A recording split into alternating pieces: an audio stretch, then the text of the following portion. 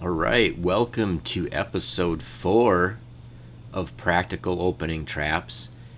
And what we're going to do in this episode is we're going to tie together the traps that we learned in the first 3 episodes.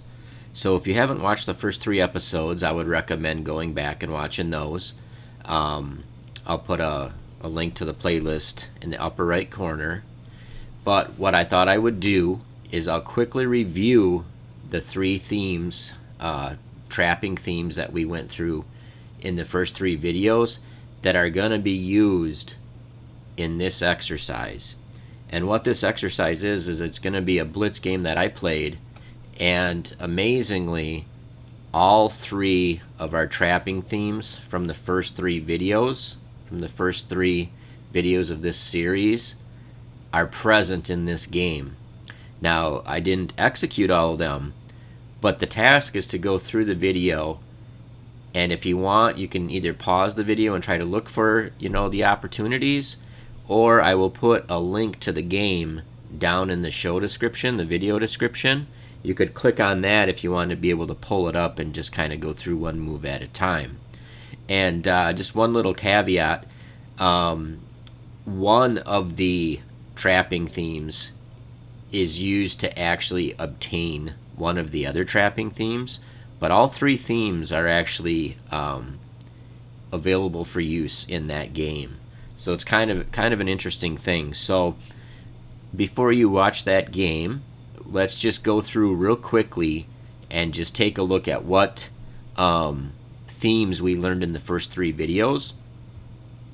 So in video number 1, episode number 1 of this series, we looked at the situation where in a position like this, note that this bishop obstructed the queen's protection of d5, and what we did is we played bishop to g5 in that position, and we saw that if black were to say castle, we can work this pin. And the other idea is we can just capture that coverage of d5, and we work that weakness at d5. That's the theme from the first video. Now in the second video, we had this position here where our idea in this video, say black falls into the trap and they castle, we get this double central pawn push. So where we push one central pawn twice, so and we attack something each time we push it, and we end up winning a piece. So in this case, we attack this light squared bishop. It has to move away, and then we have another attack. In this case, we use a fork, and the pin. So that was what we one of the things we learned in the second video. And in the third video, what we focused on was using this pin of the knight to the king and piling more pressure on that pin with knight to e5. The idea being that we end up getting tactical opportunities. So now what I'm going to do is I'm going to play this video. It's only, 2.5 or 3 minutes long, and it's actually not very well played by either player. I was white, but I had opportunities to use all 3 of these themes, so see if you can find them.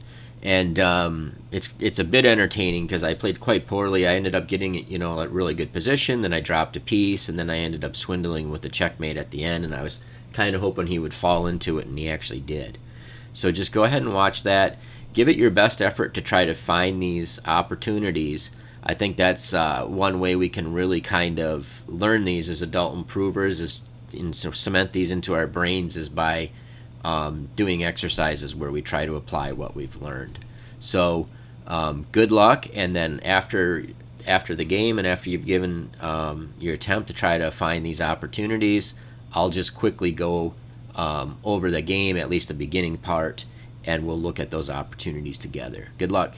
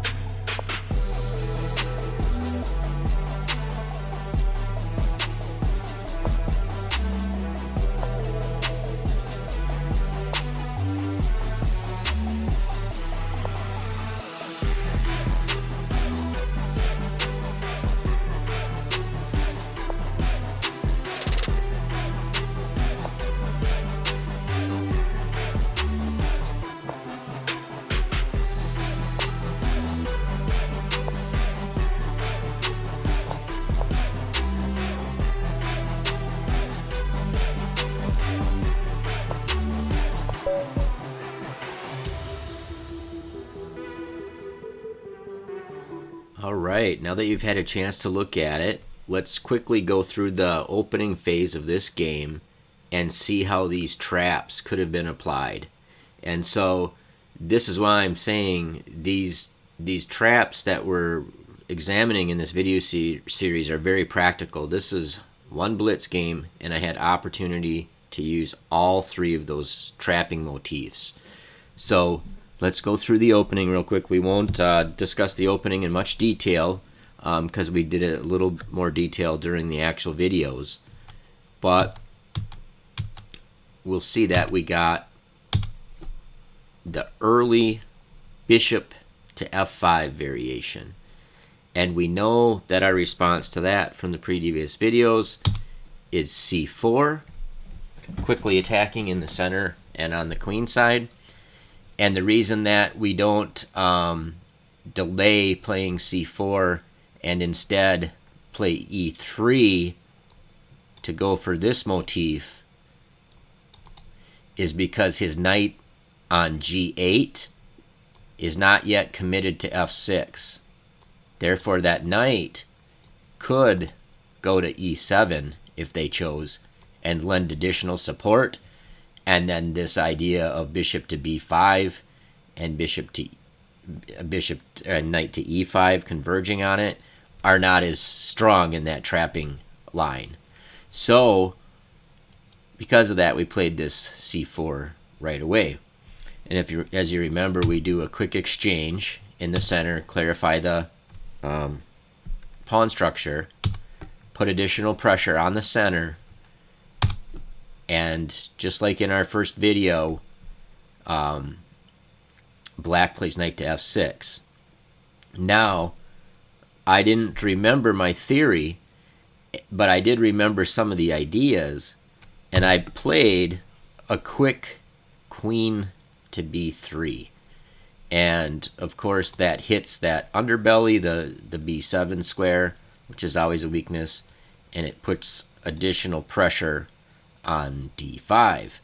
Now it's not quite accurate because technically black has a good move here, which is knight to a5. That wasn't played in the game, and I don't know how likely it is that an opponent would play that, but that would protect b7, hit my queen, and then we don't have such a great position after that.